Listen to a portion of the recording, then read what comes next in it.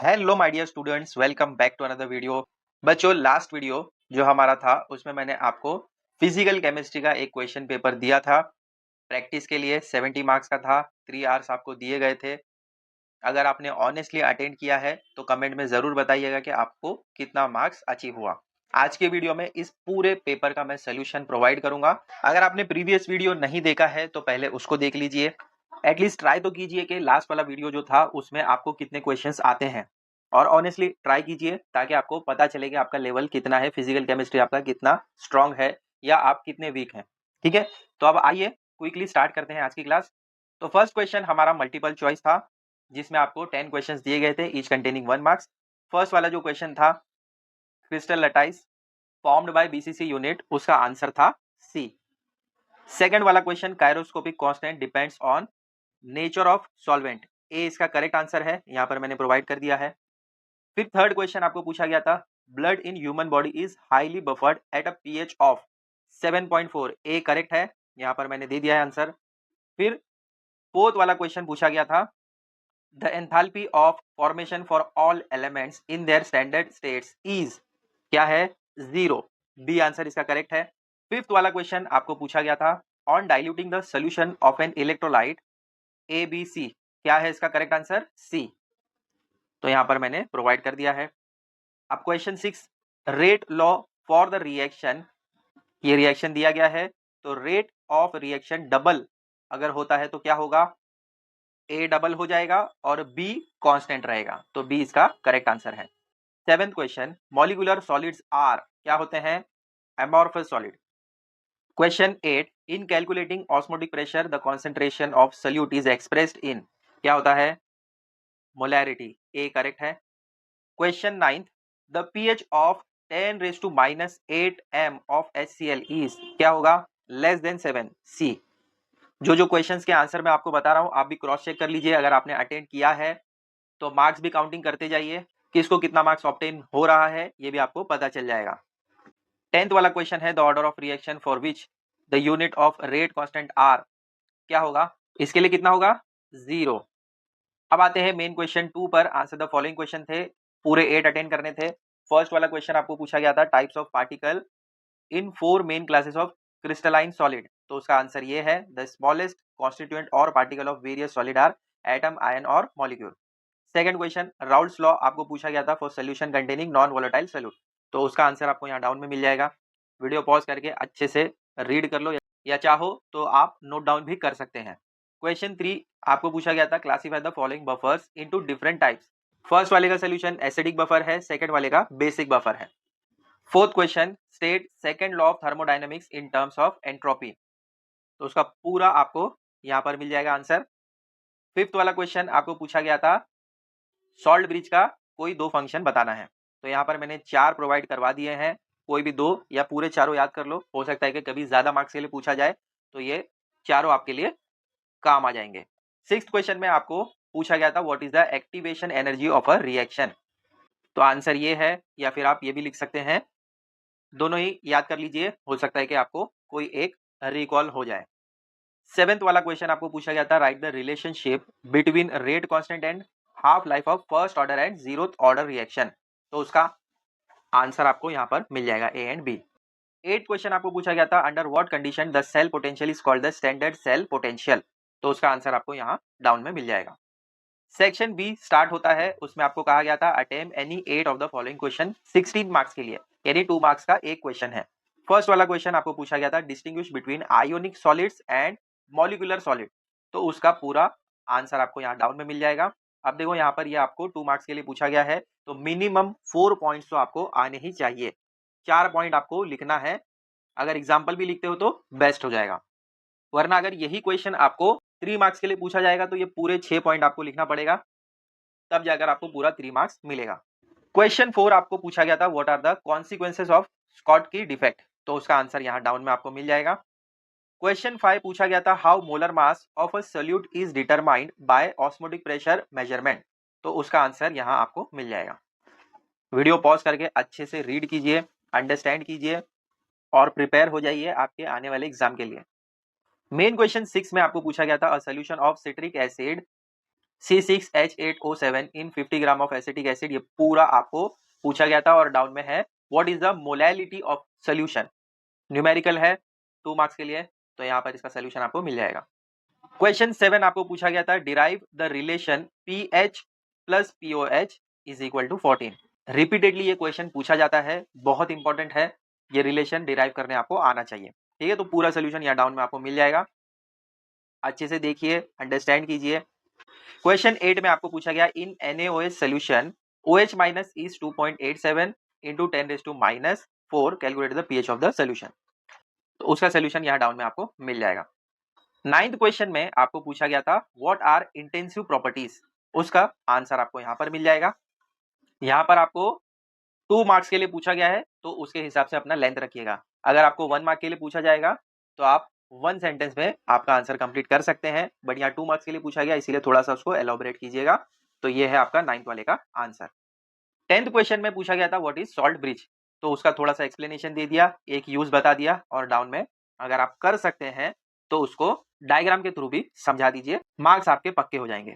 Question 11 में numerical पूछा गया था how many moles of electrons are passed when 0.8 ampere current is passed for 1 hour through molten CaCl2, तो उसका solution आपको यहाँ पर मिल जाएगा डाउन में। क्वेश्चन 12 में आपको पूछा गया था distinguish between order and molecularity of a reaction, तो यहाँ पर भी मैंने आपको 6 पॉइंट प्रोवाइड कर दिए हैं। अगर 2 मार्क्स के लिए है तो मिनिमम 4 पॉइंट आप लिख सकते हैं, लेकिन अगर 3 मार्क्स के लिए है तो पूरे 6 पॉइंट आपको लिखने होंगे। क्वेश्चन 13 में आपको पूछा गया था how catalyst increases the rate of reaction, important question है। अगेन कैटलिस्ट के बारे में अच्छे से मेमोराइज करके रखिए, आंसर आपको डाउन में यहाँ पर मिल जाएगा, एक एग्जाम्पल भी आपको देना पड़ेगा। 14th क्वेश्चन में आपको पूछा गया था what is zeroth order reaction, again ये 2 मार्क्स का क्वेश्चन है, तो यहाँ पर सिर्फ डेफिनेशन लिखकर आप नहीं छोड़ सकते, थोड़ा सा उसका एग्जाम्पल भी आपको देना पड़ेगा, तब जाकर आपको 2 मार्क्स इजीली मिलेगा। तो यहाँ पर आपका सेक्शन बी कंप्लीट होता है। अब आता है सेक्शन सी, जिसमें आपको अगेन NE8 अटेंड करना है 24 मार्क्स के लिए, तो यहाँ पर 3 मार्क्स के एक क्वेश्चन है। क्वेश्चन 15 आपको पूछा गया था aluminium crystallizes in cubic close pack structure with unit cell H, ये पूरा क्वेश्चन आपको दिया गया था, इसका सोल्यूशन आपको डाउन में यहाँ पर मिल जाएगा। क्वेश्चन 16 आपको पूछा गया था व्हाट आर पैरामैग्नेटिक सब्सटेंसेस, और उसका एग्जांपल भी आपको देना है, तो यहाँ डाउन में आपको उसका आंसर मिल जाएगा। Question 17 obtain the relationship between freezing point depression of a solution containing non volatile non electrolyte and it's molar mass, तो यहाँ डाउन में आपको उसका पूरा आंसर मिल जाएगा। ये है उसका कंटिन्यूएशन, अच्छे से देखिए, वीडियो पॉज करके आप नोट भी कर सकते हैं। अब आता है क्वेश्चन 18, इसमें आपको वेपर प्रेशर फाइंड करना था, तो उसका सोल्यूशन यहाँ डाउन में आपको मिल जाएगा। क्वेश्चन 19 में आपको डिफाइन करना था डिग्री ऑफ डिसोसिएशन, और उसके बाद डिराइव करना था, तो पहले हमने इसको डिफाइन किया एग्जाम्पल के साथ में, फिर इसके बाद में इसको हमने डिराइव किया, पूरा सोल्यूशन यहाँ पर आपको डाउन में मिल जाएगा। थोड़ा सा आप स्क्रॉल करके भी देख सकते हैं, तो पहला पार्ट यहाँ पर मिल जाएगा आपको, सेकेंड पार्ट में ये दिया गया है, और थर्ड पार्ट में यहाँ पर आपको ये पूरा बता दिया गया है। मेन क्वेश्चन 20 में आपको पूछा गया था हाइड्रोलिसिस क्या है, और आगे उसका सब क्वेश्चन भी दिया गया था, ये सोल्यूशन क्यों न्यूट्रल है ये आपको एक्सप्लेन करना था। तो पहले हमने हाइड्रोलिसिस का डेफिनेशन दिया, क्या है हाइड्रोलिसिस, फिर उसके बाद में हमने वो न्यूट्रल क्यों है ये एक्सप्लेन किया, और लास्ट में फाइनल आंसर लिख दिया। मेन क्वेश्चन 21 आपको रिलेशनशिप बिटवीन बताना था delta H and delta U का, तो यहाँ पर उसका सोल्यूशन आपको मिल जाएगा। ये रहा नेक्स्ट पार्ट, कर लिया नोट। मेन क्वेश्चन 22 आपको कैलकुलेट करना था मैक्सिमम वर्क, तो उसका सोल्यूशन यहाँ पर मिल जाएगा आपको, वीडियो पॉज करके अच्छे से नोट कर लीजिए। मेन क्वेश्चन 23 अगेन यहाँ पर भी आपको रिलेशनशिप बिटवीन बताना था delta G0 and standard potential associated with it, तो यहाँ पर आपको उसका सोल्यूशन मिल जाएगा। मेन क्वेश्चन 24 यहाँ पर भी आपको रिलेशनशिप बिटवीन बताना था standard cell potential and equilibrium constant of cell reaction, तो ये रहा उसका सोल्यूशन। थोड़ा सा स्क्रॉल करोगे तो यहाँ पर आपको कंप्लीट सोल्यूशन मिल जाएगा।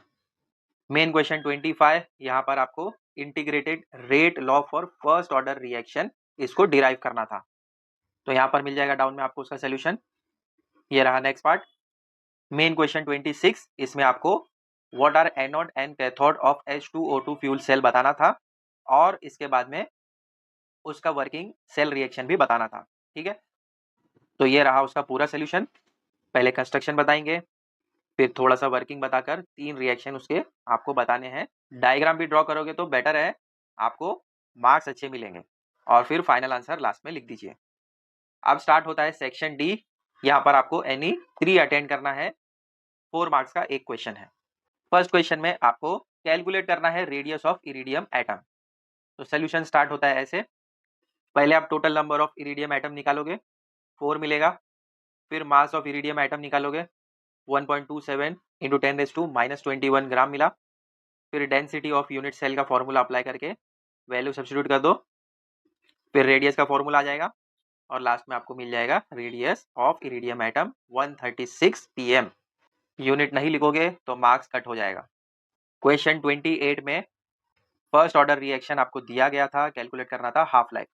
तो उसका सोल्यूशन यहाँ पर मिल जाएगा। पहले गिवन लिखो, फिर उसके बाद में टी हाफ लाइफ का फॉर्मूला अप्लाई करो, वैल्यू सब्स्टिट्यूट कर दो तो आपको हाफ लाइफ मिल जाएगा। मेन क्वेश्चन 29 में आपको डिराइव करना था relationship between degree of dissociation and dissociation constant in weak electrolytes. तो पहले थोड़ा सा एक्सप्लेनेशन दोगे, फिर स्टार्ट करोगे डिराइव करना। नेक्स्ट यहाँ पर इस तरीके से आपको करना है, law of mass action apply करोगे और आपको डिराइव करने को दिया गया है वीक इलेक्ट्रोलाइट के लिए, तो उसका कंपैरिजन आपको यहाँ पर पता होगा।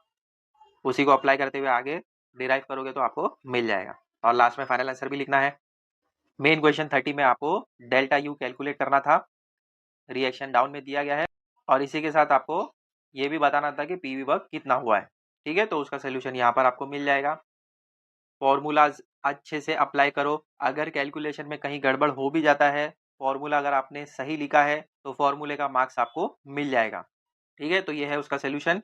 क्वेश्चन 31 में आपको पूछा गया था रेट कांस्टेंट। ये प्रिंटिंग मिस्टेक है, यहाँ पर 30 डिग्री सेल्सियस करेक्ट है। आप यहाँ पर 30 डिग्री कंसिडर कीजिएगा।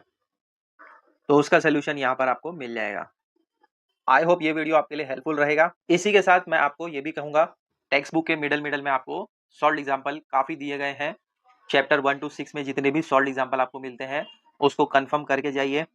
इंपॉर्टेंट क्वेश्चंस ऑलरेडी मैंने मार्क करवा दिए हैं। अगर आपने वो वीडियो नहीं देखा है तो उसको भी देख लीजिए। 12th स्टैंडर्ड का मैंने पूरा एक प्लेलिस्ट बनाया है। फिजिक्स, केमिस्ट्री, बायो सबके इंपॉर्टेंट क्वेश्चंस मैंने प्रोवाइड कर दिए हैं। जितना हो सके ज़्यादा से ज़्यादा प्रैक्टिस करो। Do well and score high in your exam. Wish you very best of luck. Next paper मैं ट्राई करूंगा कि ऑर्गेनिक केमिस्ट्री का बनाऊं, उसको भी सॉल्व करके आप चेक कीजिए कि आपका ऑर्गेनिक केमिस्ट्री कितना बेटर है। और सोल्यूशन भी ट्राई करूंगा कि साथ ही साथ अपलोड कर दूं। मिलते हैं बच्चों अगले वीडियो में बहुत जल्द। Till then take care, bye.